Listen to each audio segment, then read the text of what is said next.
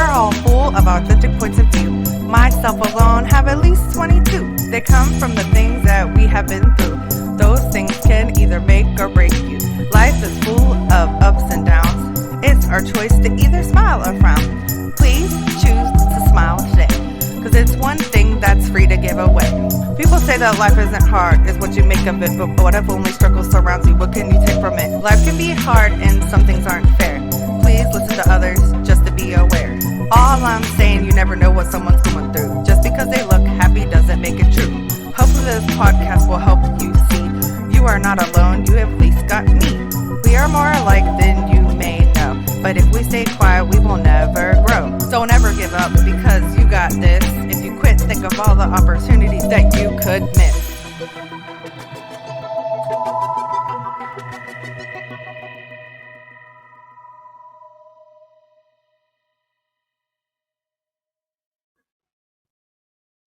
Hey everybody, and welcome to Authentic Points of View.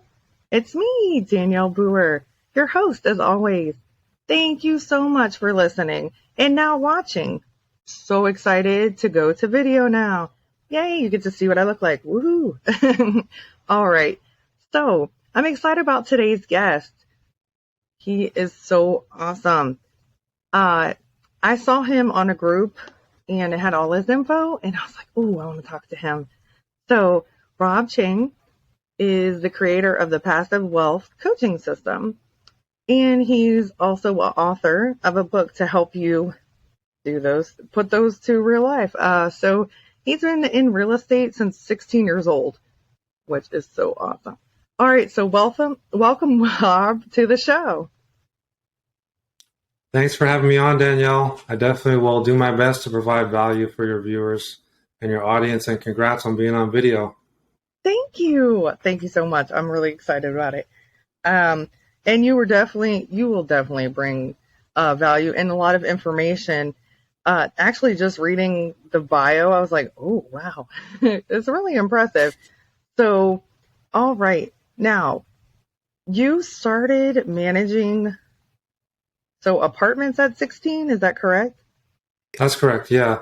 Wow. So if you want to know more about it, so I was 16 years old, just doing the accounting on paper, big sheets of graph paper, getting paid minimum wage, doing that for my parents. So I started doing that since I'm interested in the field. They're not going to force me to do something I'm not interested in. Mm-hmm. And from then on, it kind of grew to learning the whole industry, one job at a time. I learned how to be a handyman from my uncle, crawling in the attics and the crawl spaces, cleaning out the rat's nest or a dead cat or whatever it is.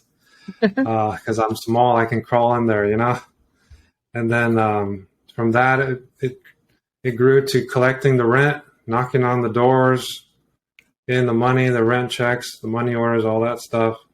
Just as a kid, it was like, who the hell is this guy? Collecting my rent money. And, collecting the coins from the laundry machines. And eventually I got too old to do that. I had to go to college. I went to college, UC Irvine, got my degree in econ, which is economics, came back, and I decided to be a broker agent at a commercial brokerage firm called Marcus & Millichap. I sold commercial property there for about 4 years, and then I started flipping homes in the hood. I quit my job as a broker. Don't want to forget this part because I didn't make a commission. I was on full commission. I didn't make a commission for a full year. So there was no dough coming in for a year. So it was time to make a switch. So I switched to flipping homes. And from there, flipping homes transitioned into me being a general contractor. So that took about 4 or 5 years to get my license. And then I was a contractor, full-time contractor. That's all I did for about 8 years. I mean, anywhere from changing toilets to, building houses. That's what I did. Wow. So let me ask you this. So you said for your parents. So did they own properties or like a multifamily, or what did they own just the apartment building or? Yeah, they had a handful of properties. At that time they had about 70 units at the top. Wow. And then they scaled down quite a bit. So I was just a little kid, if I got in trouble, I had to go there and pick up the cigarette butts in the gutter. It's pretty gross, or sweep up Ew. the yard. And that's kind of how I learned about the property, literally firsthand. I remember doing that when I was like 6 years old. So it's in my Wow. blood, as they say, but I love it at the same time. It's something I'm passionate about. That's amazing. And to teach a young child, that's what we need to do more of now. And we're trying this with my 9-year-old. Um, More about investing your money, getting a return on things, like all that stuff. They don't understand. We don't learn about money in school. And so that's really amazing that you learned that firsthand at a young age. And did they take you seriously at 16 when you came to collect the money? Uh, I mean, there's so many stories. Like, for the most part, everyone's cool. But one time, this criminal, I'm talking about a legit criminal, he actually got arrested for trying to rob a bank. He gave me Oh he boy. tried to give me the 1-2 slip. Like, he gave me these money orders stacked and said, here it is. Get out of here, kid. And I didn't leave. I'm standing there in the counter and say, but you're like, $500 short. What's the deal? No, it's all there. I gave it to you. You're lying. So stuff like that. They can't do that anymore. It's all digital. But back in the day when it was paper, you know, Right. somebody gives you cash, it's not even traceable. It's your word against theirs, right? Something happens. Absolutely. Yeah. So, yeah, technology has helped a lot. Sometimes I feel like it could hurt a little bit sometimes if you don't use it properly. But yeah, technology probably has helped a lot in your industry. So, what, so as a contractor, you literally can, like you said, you can build them, you can fix everything yourself. So, like, if you're flipping a house, you can literally, like, take care of everything yourself, and that probably um, really makes your profit a lot higher. Is that correct? Or I would say that the knowledge, I don't do that for third parties anymore. So I gave okay, that up in 2018. So our primary business now is managing. We manage a portfolio, almost $200 million worth of property. okay, And we own $10 million worth of real estate. So we only use our contracting repertoire on buildings we own or buildings we manage. There's just not enough time, and there's really honestly not enough profit in doing third-party jobs. The the profit comes from using your knowledge and your skills on properties you own. okay, So the contracting experience is what you use. Let's say you buy a house, you want to flip a house. So you go in there and you know what's cosmetic and what might be a big problem. Like, it's going to be foundation is a big problem. Or maybe it's just a tiny little foundation crack. That's not a big problem, but everyone is going to run the other way. hmm, See what I mean? So you can look at a problem and know if it's a small one that scares people or if it's a big one that people don't see. See what I mean? So it's really the value knowledge more than I'm not making a killing, being a handyman. That's just not, that's a wrong assumption. I mean, it's a labor job, really. no, I So didn't mean it like that. I meant like in your own business, like for yourself. Like, say for instance, you don't have to hire someone to come in, and you know what I'm saying? That's what I meant. I meant for yeah, yourself, like in your own properties and stuff like that. That's what I meant. I right. apologize if yeah. No. I mean, it can go, the interpretation can go so many ways. I mean, there's an assumption that contractors just want your money and they're going to run off with the deposit and they're never going to call you back, which happens plenty. It happens plenty.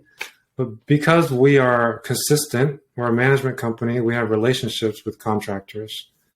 I do some things in-house, but a lot of the things are just vendors. The Mhm. vendors that we've used, like 1099 vendors that we've used for decades now. And we have a relationship. We say, hey, look, vendor A, do you want us to call you for every single leaky faucet? If they say yes, we'll say, okay, then make sure you give us a special deal because you'll get volume. We have that agreement, then we'll go ahead and move forward. And we'll have about 3 or 4 vendors in each category. like air conditioning, plumbing, electrical, painting, gardening, stuff like that. So it's just a matter of putting down the hammer, knowing how to use the hammer, but putting it down and picking up the keyboard, right? Yeah. Right. That's smart. So you talked about some like red flags. Can you just mention like the main red flags when you're going into looking at a property? I know like plumbing is one of them. Do you have any other like major red flags where you would say get out of there? Well, if we're talking about homes, that's a little bit different than apartment buildings. Okay. We were talking about just buying a house. Location is the most important, right? You don't want to be in a T intersection. You don't want to be near a railroad or near an airport, some like nuisance area that you can't remodel away, right? If you build a new house on that same spot, it's still in that same spot, right? So location is the macro things you want to get those mistakes out of the way. Now, if the location's fine, you go in there. Of course, you want to look at the foundation. You want to look at the roof, the plumbing, the framing. This is all just basic stuff. And if there's mold, asbestos, lead-based paint, things like that. In the older properties, I know there's this romantic view of, oh my gosh, I'm going to fix up a Victorian. You know how much toxic stuff is in those homes? Even the floor, there's like asbestos tile. People won't even touch them. There's old flue pipes that are made of asbestos. If you have exhaust pipes that are concrete looking, they look like concrete paste. Those are asbestos. Oh my. I mean, that's why we stay away from old properties. 1960s, 1990s, and newer, those are much better. You got higher chances of getting copper pipe, real mixed wiring, no lead-based paint. So those are just a few tips. I mean, bring a contractor with you. That'd be my advice. It's free. You ask the contractor to come with you. It's free. Give me a free estimate. I'm sure they'd be happy to come. That's awesome. Thank you for that tip. That's really good. And I didn't know about all the asbestos even before 1960. So I lived in Ohio for a long time, but in West Virginia, there's it's literally an island called Wheeling Island, and all I say 75% of houses are Victorian houses. And you're right. Like there's so many, I know people would be like, oh, I want to buy this. It's so pretty just to live in, not, as an investment, but I want to buy this. It's gorgeous. And it has so much history. Well, it's falling apart, has all these, problems that you just said. And, sometimes that's more of a hassle than a pleasure. You're getting more problems than getting any good thing out of it. So, did you have any mentors other than your parents in the real Definitely. estate? I mean, once I started the professional brokerage house, yes, I have a mentor. God rest his soul, he passed away at an early age. He had a heart attack. He had 6 kids, and I don't know how he managed that, but I guess his heart gave out. Yeah, he was a wonderful mentor. He showed me how to be polite and calm at all times while being effective and getting the job done, and just being like an octopus, having all these activities running and being the hub. So that's something I really appreciated from the beginning. So, I mean, I have 6 coaches right now. So I'm a big believer in getting someone to point out your blind spots. You ride along in the cars nowadays, and if you go like 2 degrees to the right, it goes beep, beep, beep, beep, beep, beep, beep, right? Yeah. It's like that in life. If you're traveling down a path in business and you're just a little bit off, but then nobody corrects you, then you end up going into the guardrail. You go bankrupt. So many businesses go bankrupt. They don't survive 1 year. If they do survive 1 year, they're not profitable. They get to 5 years, great. It still doesn't mean they're profitable. They just survive, So to thrive and survive, I just feel like you need help. Don't do trial and error. Success leaves clues. Success leaves crumbs. It leaves coaching systems. It leaves videos. It leaves webinars. There's a lot of tools out there that can help you, whatever career you're in. I agree completely. Like in nursing, we have these things called continuing education. So we have to, depending on the state, it could be every 1 year, it could be every 2 years, but you have to renew your license and you have to prove that you're still competent and you have to take these classes and sometimes there's specific ones. Depending on the state, depending on the issue in that state, you will take specific classes. So that's the same thing with our licenses. We have to keep them up. We have to make sure we still have the skills and take these little courses. I can't remember how many hours it is, but say it's like 32 hours of continuing education every time or whatever. So yeah, you're right. And anything you do, you should always be learning. The saying, you learn something new every day.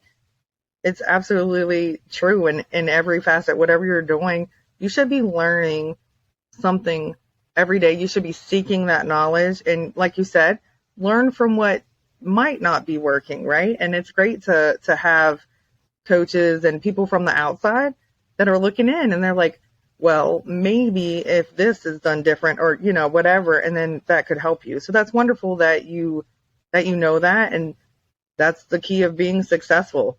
Is it like it's a team effort, it's not just like, oh, it's all about me and that's how it's going to be. And then some of those businesses don't work, I believe, too.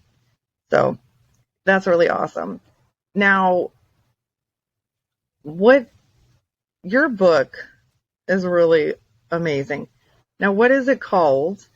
And then can you just give us like the most important tip? I know there's like 7 steps, I believe, but what is the most important tip you would say pertaining to your book?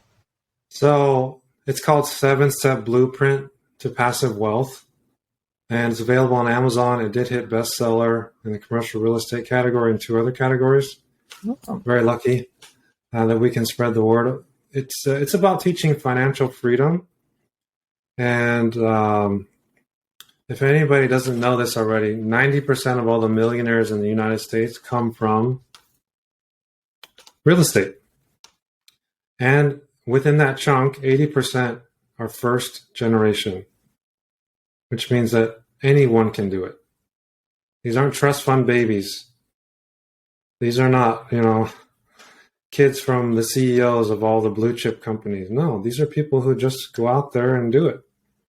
So the purpose of the book is to show people, give people an actual blueprint on how to get there. Like I got there. How am I managing an almost $200 million portfolio? I was changing toilets 7 years ago. How'd that happen? Anybody can do it. I can do it.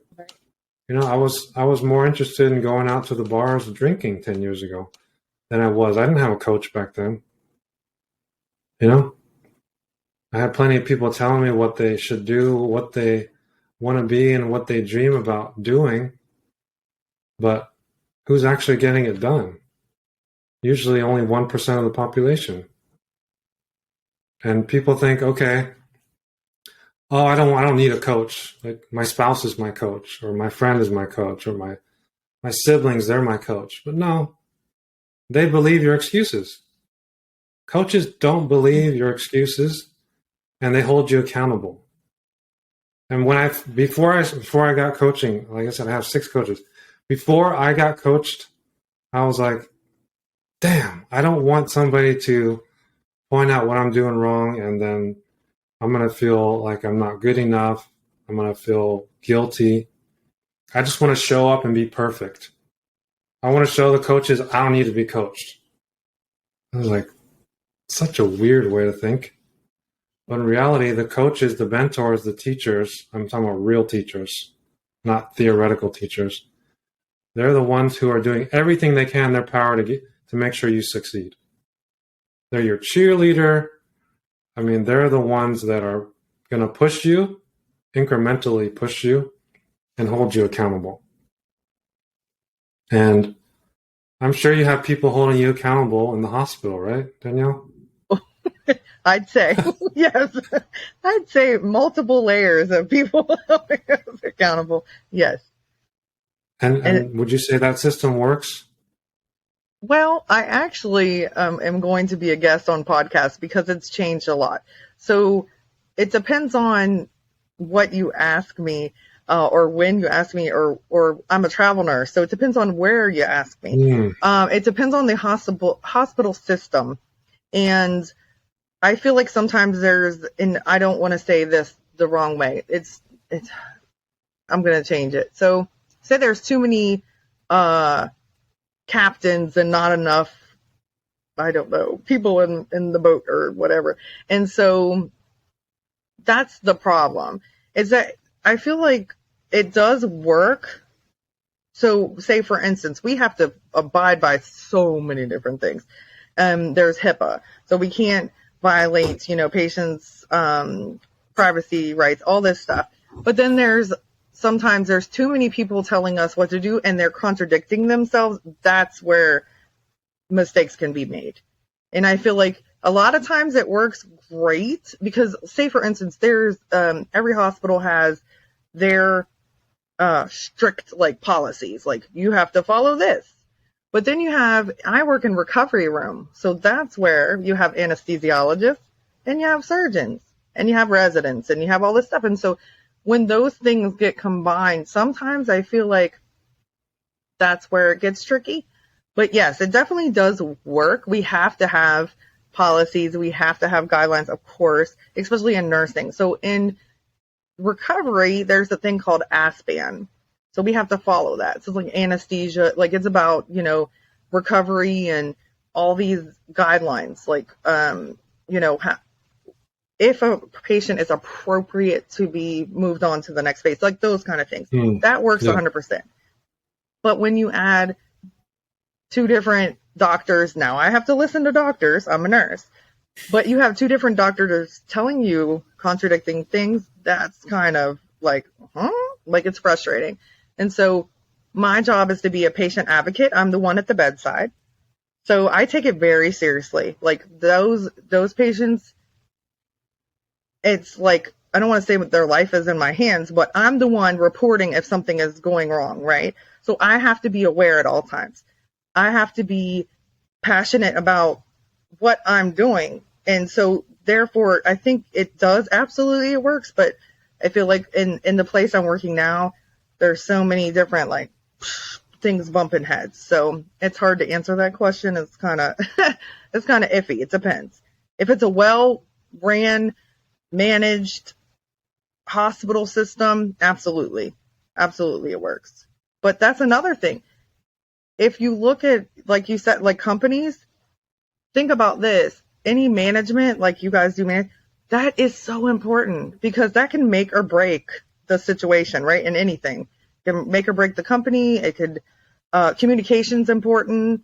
So, and so what you're doing is really important, and you're helping people by saying, okay, this is what worked for me. You have 25 years in the industry, and this worked for me. And that's beautiful. I think that's what we do as humans, like so important to help people and learn, like we've learned, maybe we learned the hard way, maybe we, maybe it was easy, but these are things that I did. And so I think that's really great of you, Rob. And I didn't tell you this, but I took a real estate investment class for females. It's ran by a woman, and she does it for women investors.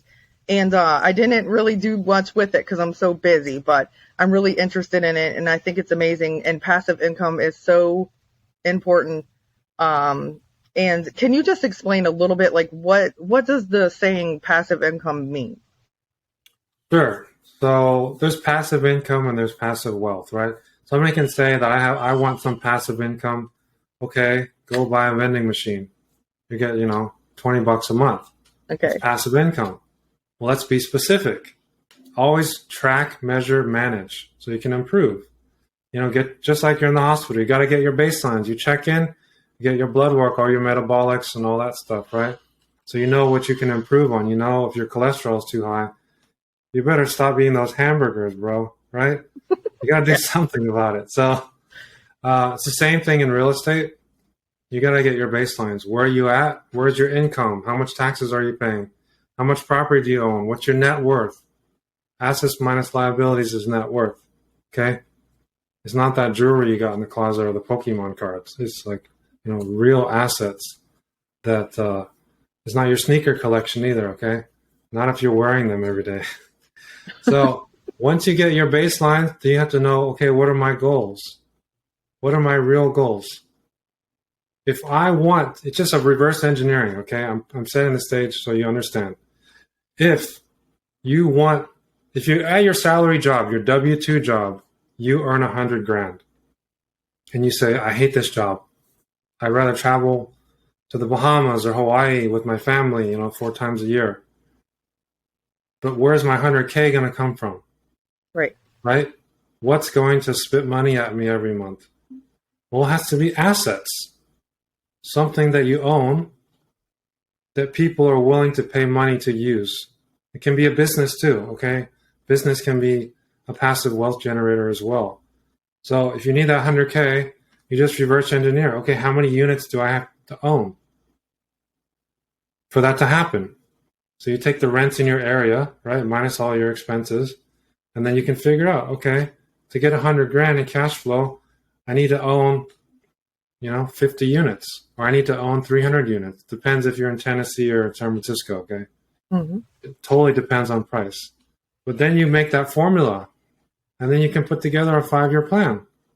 Say, okay, if I need 300 units in 5 years, then I have to acquire 60 doors per year.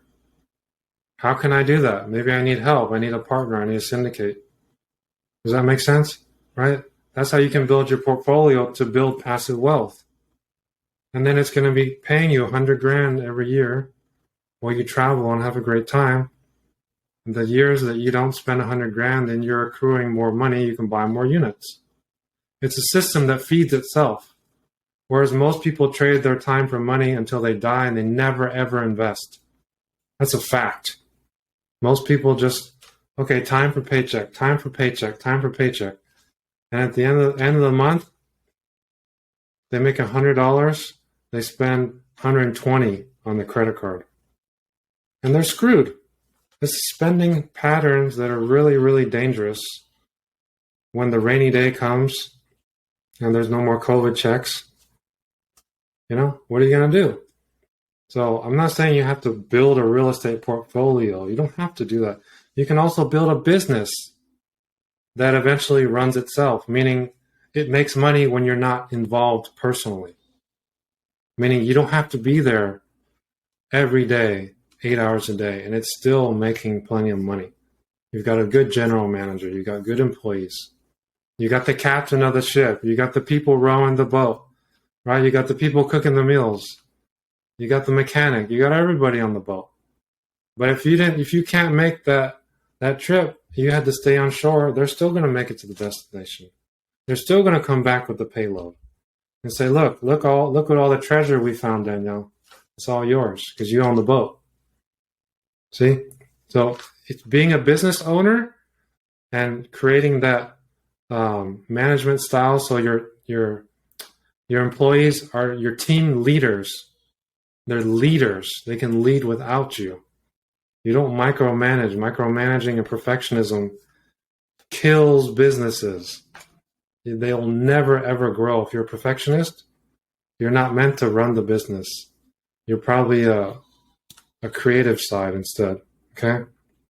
I recommend reading the E-Myth. The E-Myth explains the kind of roles people should play in their business. And if you watch movies, there's 4 archetypes. There's the king, the sovereign, can be king or queen. There's the warrior, okay, which is usually the soldier, right? And then there's the magician. And then there's the lover or / lover healer, which would be like a nurse, right? So it's not that I thought this the wrong way. I thought you can only be one character. So I'm just going to be the warrior, crush everything, right? Get all the goals. But no, you don't have to be just the warrior. You can be the warrior and a magician and a lover. I mean, there's medical soldiers, aren't there? They heal and defend at the same time. You can be a queen and a warrior. You can be a warrior princess. You don't have to be 2 separate things. You can be a magician and a soldier, which is a ninja. He has like smoke bombs and stuff, right? So whatever is appropriate for that person that you're dealing with, interacting with, that's the person you can be. Because I'm pretty sure if you were a warrior while being a nurse, that would not be considered good bedside manner. I think I've met some of those. But I'm just saying. Right? But then when it comes time to negotiate your contract, you can be a magician, you can be a warrior, you can be whatever gets the job done. Mm-hmm. Does that make sense? But you're still Danielle. You haven't changed. You're just using your power of influence. So I know we went a little bit off there. Let's get the ship back on course. Get back off of the rocky water and go on this. It's okay, but you're right. And ironically, I'm writing a sitcom pilot, so that's really funny that you mentioned that stuff. I believe that everybody you talk to, we all meet each other for a reason. So like that's really cool that you connected that. So now, really quick, do you have, if you don't have to say, have you ever lost any money on a property? Have you ever like invested in something and then it just went? Yes, the very first one and never again after that. Wow. So the very first one was a house in Sacramento, California. Mm-hmm. That's the capital. So I thought I wanted to invest the easy way, the lazy way, was just to go buy a property that was like 5 years old. And at the time, it was like, oh, just buy a house. Everything's going up. I had no plan to remodel it. There was no way I could add value because it's in an HOA. You cannot change the exterior. You can't even repaint a different color. So I had no value add plan. I had no exit strategy, right? I just bought it and then put a tenant in there. And a year later, it went down by like 50%. And, poof, that's my life savings down 50%. So I had to regroup. I didn't buy another rental property for a long, long time. Okay. Wow. But I earned experience.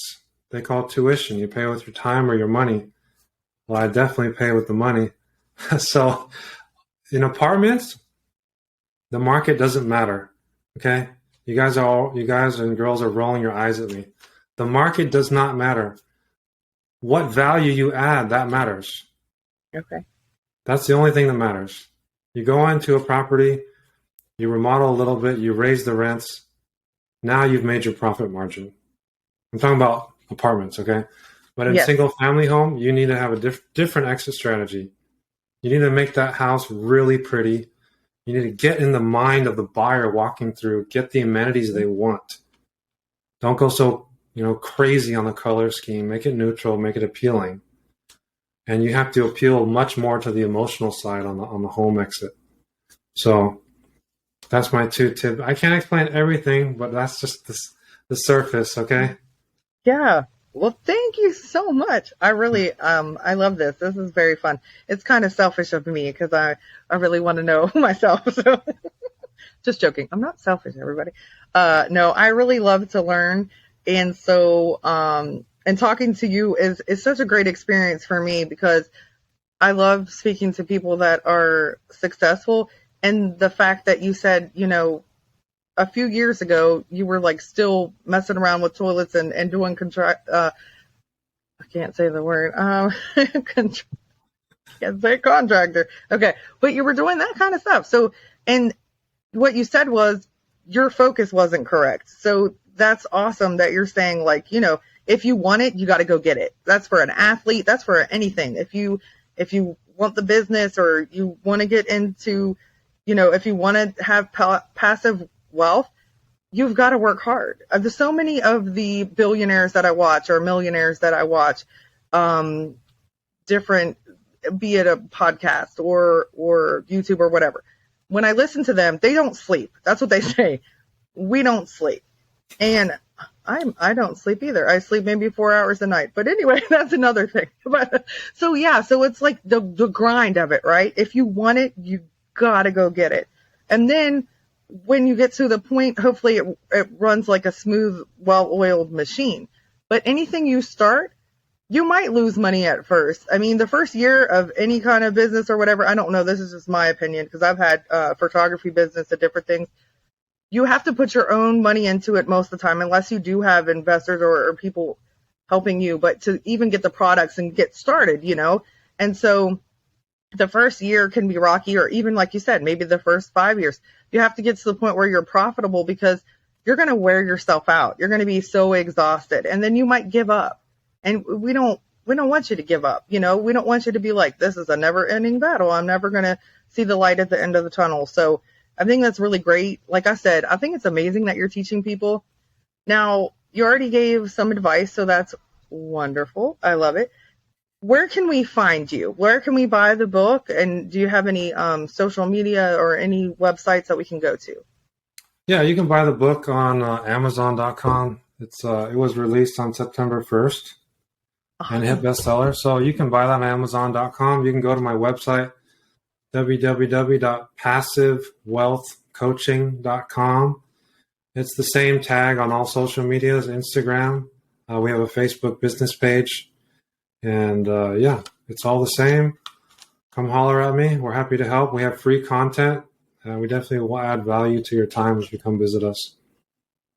Well, you already did for the listeners and I. So I really appreciate it. Thank you for taking your time out of your busy day and schedule to talk to us. And like I said, you really helped me. And I am going to buy your book. Absolutely going to buy it. And it's just awesome to hear how you've gone from being 16 and managing and learning from your parents to now managing $190 million worth of property, or 200 million or something like that. That's whoa. That's really awesome.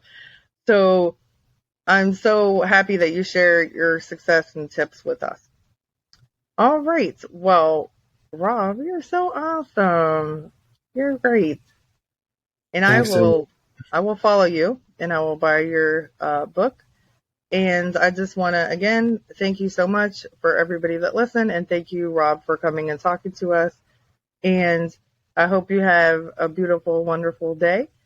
And like I said, I'll keep in touch with you and would love to learn more. So I'll be reading that book soon. Definitely, yeah. I'm happy to help anyone who's interested. There's a free webinar people can see as well. Oh, that's so awesome. On my YouTube channel. Free 30-minute webinar. Okay. And the YouTube channel is called the same thing as everything else. Okay. Passive Wealth Coaching. Oh, that's so awesome. Well, thank you so much, Rob. Thank you for helping everyone. And thanks for kind of opening people's eyes to if people want to go work 50, 60 hours a week for a little bit of money and be controlled by, everybody else, I guess you could, but it's not fun. So that's why I'm doing all these things, because I don't want to have to do that anymore. I love being a nurse. I love it. I love helping people, but I want to help them in different ways. So, but thank you so much, Rob. And like I said, you have a wonderful day, and I appreciate you. Thanks. Thanks, Danielle. Thanks for doing what you do. Oh, thank you so much. Thanks for doing what you do. You're awesome. All right. Have a great day. You too. Bye.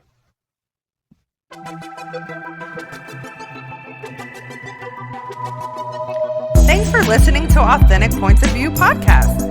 I hope that something you heard today changes your point of view. If you would like to share your views, please email me at authenticpointsofview@gmail.com or leave a comment on Facebook at Authentic Points of View podcast. Remember, always be mindful of other people's journeys and have open ears and an open heart.